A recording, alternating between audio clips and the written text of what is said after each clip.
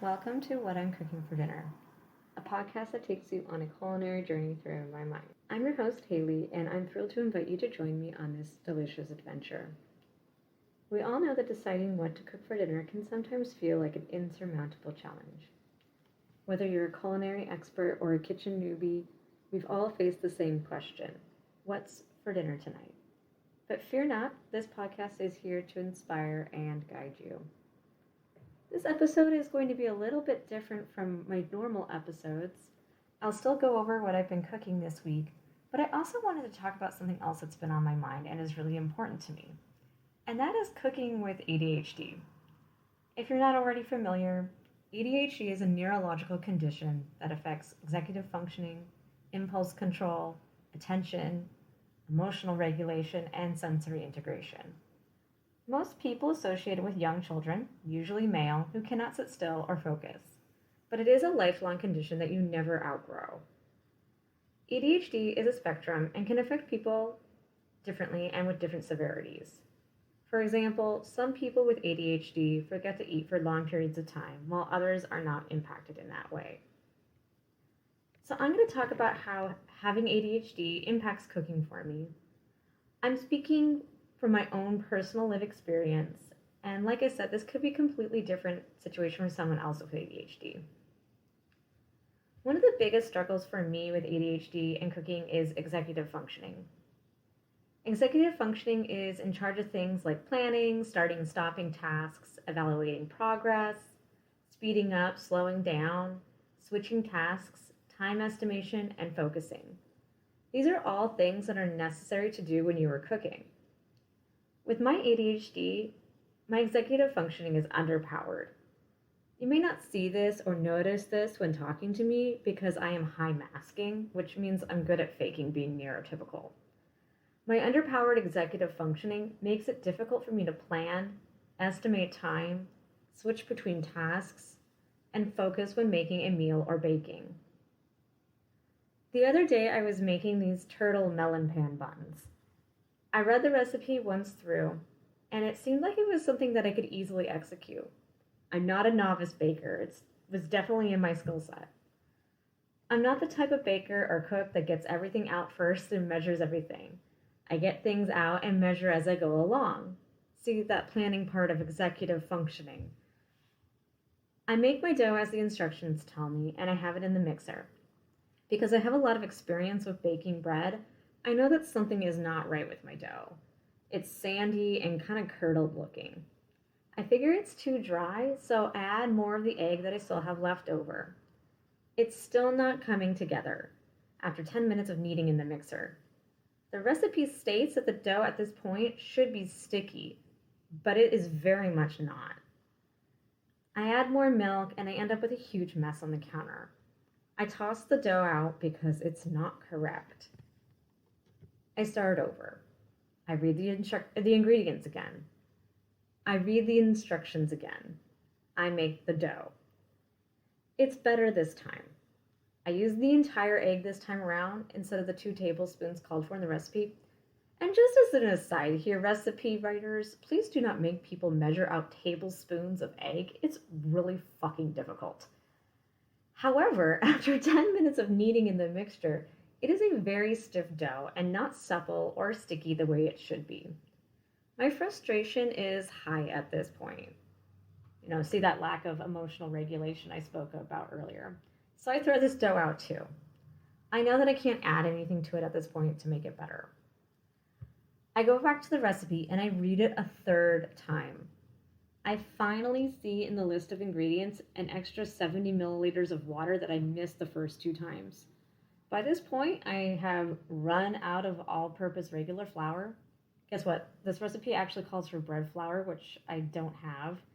And so I have to use 00 pizza flour that I've had on my pantry shelf for quite a while. I am determined to make these damn turtles at this point. But back to that missing 7 milliliters of water. How could I have missed this ingredient after reading the ingredients and the directions multiple times? Well, first, my brain has difficulty reading recipes without missing details. Secondly, my brain arranges and retrieves information in a unique way. When I initially read the recipe, the water was listed after the oil that was going to be used for oiling the bowl where the dough will rise. Typically, ingredients are listed in the order that they get used in the recipe. The water was listed after the oil for the bowl and before the egg for the egg wash. In my brain, I grouped together the water and the egg for the egg wash together as part of the egg wash and not something that would go in the dough.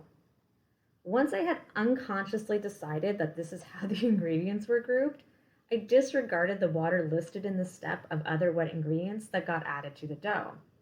It wasn't until I went back the third time, consciously told myself to slow down when reading, that I noticed the water in the wet ingredients for the dough. My third dough was successful and the entire bake turned out great in the end.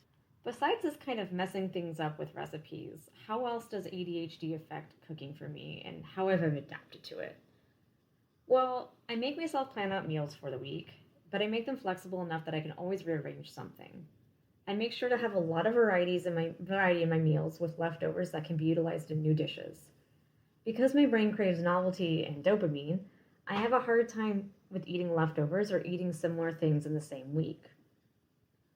Another way that ADHD impacts cooking for me is grocery shopping. Grocery shopping used to be really anxiety-provoking for me. I would get overwhelmed by all the options and possibilities that come with a store like Safeway or Albertsons. Plus, the stores were always rearranging their products and I would get confused each time I would go there. The stores were loud and bright and crowded.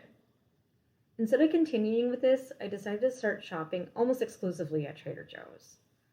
Well, I understand that some people have an issue with Trader Joe's because it can be crowded and the parking lots are terrible. I find a lot of comfort in shopping there. First, the stores are small, and they don't rearrange things often, making it less confusing for me. They have a limited range of products, which reduces decision fatigue. They have seasonal limited products, which allows me to make small impulse buys and gives me the novelty my brain craves. Their products don't have GMOs or high fructose corn syrup, so I feel slightly better about buying highly processed snacks. I make sure to go early in the morning so I don't have to deal with crowds or as much difficulty in the parking lot. I also shop online and at the farmer's market. I get an omnivore bundle from the online farmer's market. I don't have to make a lot of decisions when I get the bundle. I build my menu around whatever is in the bundle that week. For example, this coming week's bundle, which I completely forgot to complete my order for, so I'm not actually getting, is going to be bratwurst, sourdough, jalapeno cheddar, kale, peppers, green cabbage, red potatoes, and yellow onions. I would probably have a bratwurst sandwich with peppers and onions, and then on another day do a hash with potatoes, peppers, and onions, and then on another day do a potato soup with kale and cabbage. While these all have similar ingredients, they are different dishes and I don't end up getting bored. It helps that food and cooking and baking are my hyper-focus, so I'm not the type of person to skip meals and get low blood sugar. I do have to make sure that I eat regularly or I do get low blood sugar and become extremely cranky. One area that I do really struggle with is drinking enough fluids. I almost never feel thirsty, so I rarely remember to drink water. And I know this will be hard for some people to believe, but water tastes pretty disgusting to me. I will drink it when I am thirsty or after a workout when I know I need to hydrate, but my brain will keep telling me that anything besides water to drink will always be better. It's something that I have to consciously force myself to do.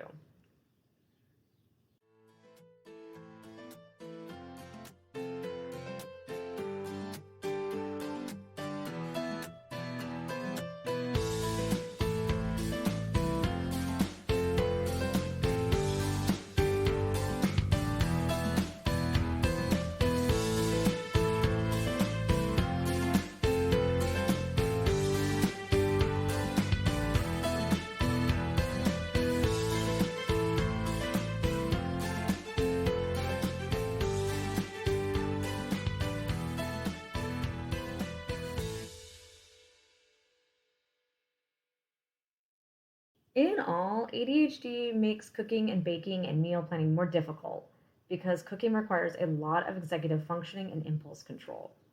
However, cooking and baking with ADHD can be a lot of fun. I get to be really creative with my bakes and with my cooking, and I get to use this outlet to talk with you all about it. All right, So enough about that. Now let's get on to what I've actually been cooking for dinner. First up, we have tortellini soup, which I think I've talked about before on the podcast. This is our go-to soup once the weather gets cold. You can find the exact recipe at Damn Delicious, but essentially this is a tomato-based soup with sausage and greens and tortellini. We've switched up by using different sausage, different kinds of greens, and types of tortellini.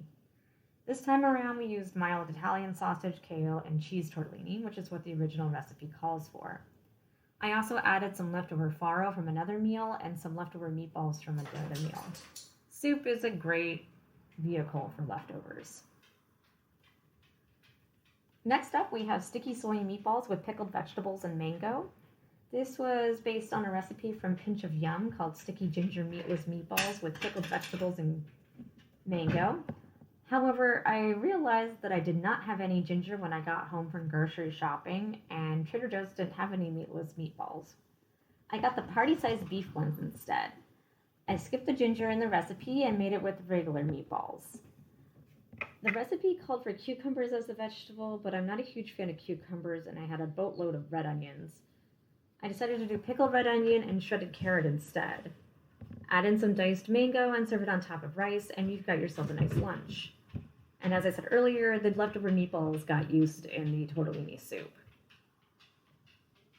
Next up is the green chili and cheese stuffed chicken, which honestly looked like something a cat barfed up, but tasted amazing. This was based on a recipe from Recipe Tin Eats called Jalapeno Popper Stuffed Chicken. I had a jalapeno pepper, but I wasn't sure if it was going to make it until I was able to make this recipe. So instead, I bought a can of diced green chilies as backup. The diced green chilies are great because they last a long time. They're canned. And also because they're not as spicy as the jalapeno, which makes it a little easier for the kids to eat. They still didn't like this dish, but that's okay. They ate leftover soup for dinner the night I made this.